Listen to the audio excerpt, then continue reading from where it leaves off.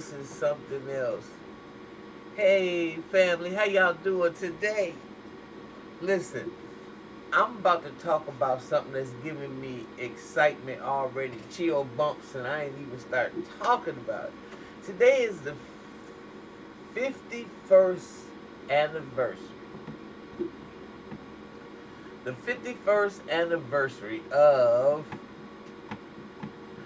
the Rumble in the Jungle. Oh, God. George Foreman versus Muhammad Ali. It was billed as the Rumble in the Jungle. It was a heavyweight championship boxing match on October 30th, 1974. I saw it on pay-per-view, I think it was. Yeah. Anyway, make a long story short, I don't know what, I was barely a teenager. All right?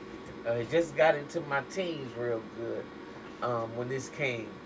And this was arguably the best fight that Muhammad Ali did in my coming into, youth. I know my dad and them talked about um, him fighting Sonny Liston and my uncles and stuff like that. But what made me really fall in love with Muhammad Ali was Joe Frazier. But this one right here was my number one because I know y'all don't know nothing about this. Some of y'all was even thought about it. I wasn't even born. My mom and my uncles and them used to tell me about how when Joe Louis fight, all the hood was together. I mean, we didn't fight. We sat in front of the radio, and you could hear about him fighting Max Schmeling or him fight whoever it was that Joe Louis fought. It would be on the radio because it wasn't no TV, And then when George Foreman fought Muhammad Ali, there was no internet, so we had to either see it pay-per-view or Wild World of Sports or whatever channel it came on. This was incredible because everybody expected Muhammad Ali to get beat up. In fact, it was 4-1 underdog. And it was just, it has been called arguably the greatest sporting event of the 20th century. And it was a major, major upset. I mean, these heavyweights, now these big men, these are guys well over 200 pounds, right? Well over. Some sources estimate that the fight was watched by as many as 1 billion television viewers around the world, becoming the world's most watched television broadcast of its time. Think about that. That was in 1974. This included a record estimated 50 million viewers watching the fight on pay-per-view. That's how we see it. Or closed circuit theater. That's closed circuit theater TV. You would go to the movies and they would run it live, right? The fight grossed an estimated 100 million.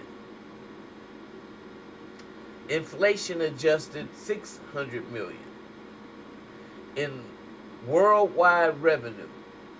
Decades later, the bout would be subject of the Academy Award winning documentary When We Were Kings. Hey! Have y'all seen that? Because if you haven't, it's good watching because what it's going to do is going to show you, it's an epic documentary of that time. Because y'all got to remember that was what y'all say about Pacquiao and Mayweather and all. There was nothing like Joe Louis or Muhammad Ali fighting to gather up the hood, to gather up the people, and not just the hood, people of all walks of life. And whether you hated him or wanted to see him get beat up, Muhammad Ali was a draw. Okay, he was just a draw. And what they did was they fought in what they called Zaire back then. Now it's the Republic, or it is the what is it now? It's called the Congo. Yeah. and they had Mobutu, and it was real controversial because, you know, put it like this: King secured the money for them supposedly, and the dictator Mobutu, he persuaded him to have this fight. And from what they say is that it was bodies up under the ring and every damn thing. Oh my God! Because he was a dictator, and you know, killed a lot of his opponents and people that disagreed with him. But anyway, some of this money that came from this was secured by Muammar Gaddafi. A lot of people don't know that. But this was something to bring those guys there, off America's soil, onto the continent of Africa, and to watch these brothers do their thing. And I think George Foreman probably would have had somebody on his team had he not have came there with them damn German Shepherds. And y'all know German Shepherds are kind of like, especially for black folks in the 60s and 50s and 70s. German Shepherds are kind of like are like symbolic of being sick on black people. You know, the cops would use them and they would go for broke and you know, eat us all up. And George Foreman went to Zaire with those damn dogs, and the people there wasn't feeling him at all right off the bat.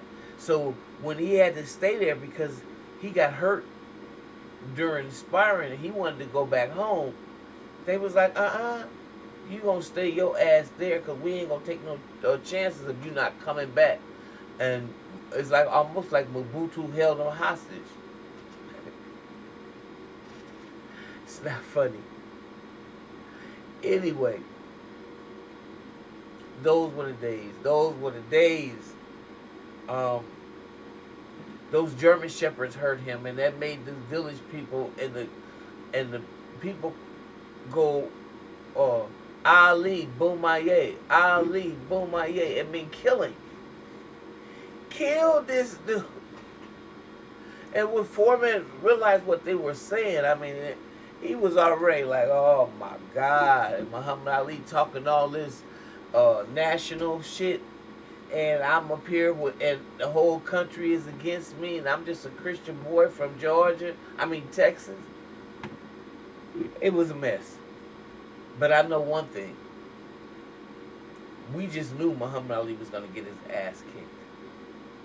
And Lord have mercy when he won. When he won.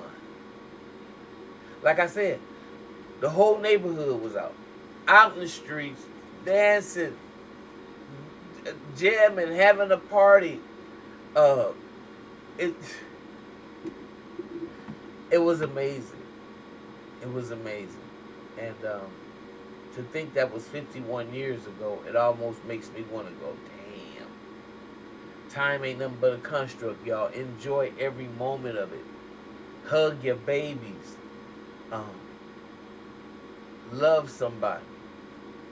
You know, give off love. Because time is but a construct. And before you know it, it's over. Foreman gone now. Ali gone now.